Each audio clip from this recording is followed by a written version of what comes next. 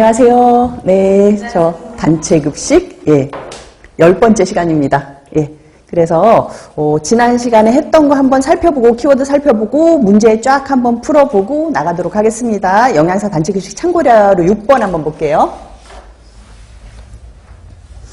지난 시간엔 저희가 식단가 주로 메뉴에 대해서 했었어요. 그래서 키워드 쭉 한번 읽겠습니다. 식단 작성 시 고려해야 될 점에는 실제로 식사를 하는 사람을 대상으로 하는 그 부분에서 고려를 해야 됐었고, 그 다음에 식사를 만드는 급식 경영 측면에서 고려를 했었고요. 또 하나는 사회적인 측면, 세 가지 측면에서 고려를 했었는데 그 카테고리별로 여러분들이 구분해서 알아두셔야 되고요. 단체 급식에서 식재료 비율이 나오는데 통상적으로 뭐 50% 쓴다, 60% 쓴다 그러면 이거 계산할 줄도 아셔야 되고, 메뉴 작성 순서, 그 다음에 메뉴 엔지니어링이라고 해서 메뉴 공학인데, 메뉴 공학에 있어서는 4가지 카테고리별로 구분을 했습니다. 우리가 선호도하고 그 다음에 수익률에 따라서. 그리고 순환 메뉴의 장단점 했었는데, 순환 메뉴는 메뉴가 어쨌든 반복이 되다 보니까는 그래도 고정 메뉴보다는 조금 힘들지만 변동 메뉴보다는 그래도 체계적으로 움직일 수가 있다는 게 장점이었었고요. 단점은 주기가 너무 짧아지면 단조로워질 수도 있다는 거를 단점으로 들었습니다. 선택식 메뉴 했었고요. 선택식 메뉴 하면서 일부만 선택해서 먹는 부분 선택식 메뉴도 배웠고요. 그 다음에 우리 구매 살짝 맛만 봤는데, 단체 급식에서 구매 시 고려사항, 그 다음에 단체 급식에서 구매 절차, 그 다음에 구매 서식이 굉장히 많이 나왔는데 오늘도 쭉 나올 거거든요. 그거 한번 다시 정리하고요. 물품 구매 명세서 작성하는 거, 그 다음에 구매 계약의 종류는 우리가 경쟁 계약하고 수의 계약이 있었는데 각각의 장단점이 있더라라는 것까지 했습니다. 문제 한번 볼게요.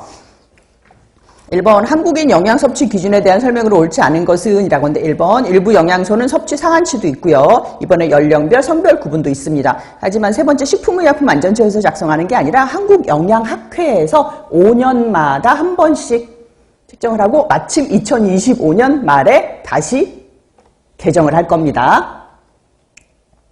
그래서 정답 3번이고요. 이번에는 식단 작성 시 고려사항이 아닌 것은 혹시라도 이거 또 제가 몇 번 말씀드렸는데 혹시라도 또 잊어먹으신 분이 있을까 봐 말씀을 드리는데, 제가 여기 나타낸 건 다 기출문제고요. 기출문제이기 때문에 뭐가 아닌 것은이라는 말을 그대로 제가 옮겨 적긴 했는데 요즘은 아닌 것은 안 물어보고 항상 옳은 것은이라고 문제 나온다고 말씀드렸어요. 그래서 식단 작성 시 고려사항이 아닌 것은 이라고 하는데, 1번 영양적인 요구, 급식 대상자의 영양 필요량, 2번에 조리 종사자의 숙련도, 3번에 시설 설비 조건, 4번 음식의 관능적인 특성, 5번에 최근 유행하는 음식의 종류. 근데 여기서 최선답을 고르라고 그러면 그래도 아닌 거는 5번이거든요. 근데 요거 그때 틀린 분들이 많았던 게, 왜냐 유행하는 음식 많이 먹거든요. 그래서 요즘 급식에서도 마라 굉장히 많이 먹어요. 근데 요게 그 중에서도 아닌 거다라는 거죠. 5번. 3번에는 부식을 결정할 때 가장 먼저 결정해야 되는 영양소는 3번 단백질이었습니다. 그리고 4번에는 단체 급식소에서 급식 고객의 영양 개선을 위해 고려돼야 할 사항 중에 적당하지 않은 것은 이라고 했는데, 1번 한국인 영양 섭취 기준을 참고하여 균형된 식단을 작성한다. 2번 세계 변화 및 맛의 변화를 고려한다. 3번 기호식품을 위주로 하여 급식하면은 우리가 영양적인 불균형이 올 수가 있죠. 본인이 좋아하는 것만 먹다 보면. 3번 아닙니다. 5번에 동물성 단백질은 총 단백질량의 얼마 이상을 섭취해야 된다? 3분의 1이었고요. 3번.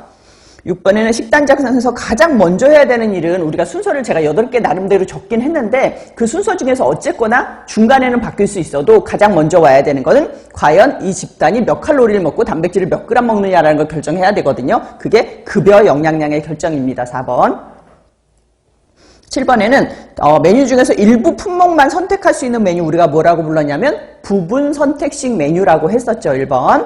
그리고 8번에는 메뉴를 품목의 변화에 따라 분류한 것은 이라고 했는데, 품목의 변화라는 거는 메뉴가 바뀌느냐 바뀌지 않느냐거든요. 어제 설렁탕 나왔고 오늘도 설렁탕 나오고 내일도 설렁탕 나오고 1년 있다가도 설렁탕이 나올 거면 그건 고정 메뉴예요.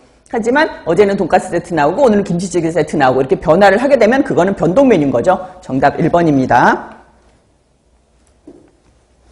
그 다음에 9번에는 급식소에서 구매관리의 의의로서 가장 옳은 것은 이라는데, 구매는 급식소 구매관리뿐만 아니라 여러분들 그냥 뭐 산다고 구매를 해보세요. 내가 옷을 산다? 아니면은 어디 가가지고 맛있는 뭐 떡볶이를 산다? 할 때도 그러면은 싼 값에 좋은 거 구매하는 게 구매 목적이잖아요. 마찬가지로 여기도 양질의 식품을 싸게 구매하는 거. 정답 4번이죠. 양질의 식품을 경제적으로 구매할 수 있다는 거. 10번에 식품 구입을 결정하기 위한 요소로 옳지 않은 것은 이라고 하는데 일단 구입 가능성도 봐야 돼요. 그리고 가격도 당연히 봐야 되고요. 그다음에 편의성도 봐야 되고 관능적인 성질도 당연히 봐야 되는데 이 중에서 국내산 여부라고 했는데 이것도 그때 틀린 분들이 많았는데 국내산도 봐야 되지 않냐 라고 하는데 여기서는 식품 구입을 결정하기 위한 요소잖아요. 이거는 내가 어떤 물건을 봤을 때 이걸 살까 말까 하는 거지 실제로 국내산 여부 같은 경우는 여러분들이 메뉴 짤 때 하시는 거예요. 이미. 내가 구매하러 가가지고 국내산을 살까 말까 결정하진 않아요. 그래서 10번의 정답 5번입니다. 11번에는 계절식품의 이용 창고의 저장 조건을 고려해야 하는 구매 시 고려 요소는 이라고 했는데 계절식품을 이용한다거나 아니면 창고가 얼마나 비어있는지 이걸 보려면 우리가 구매 시기를 봐야 되는 거예요. 1번 언제 살 것인가. 여러분들 영양사님 되시잖아요. 그러면은 예상외로 이 가격에 있어 이렇게 배리어 이렇게 부딪히게 되는 게 뭐냐면 국내산 김치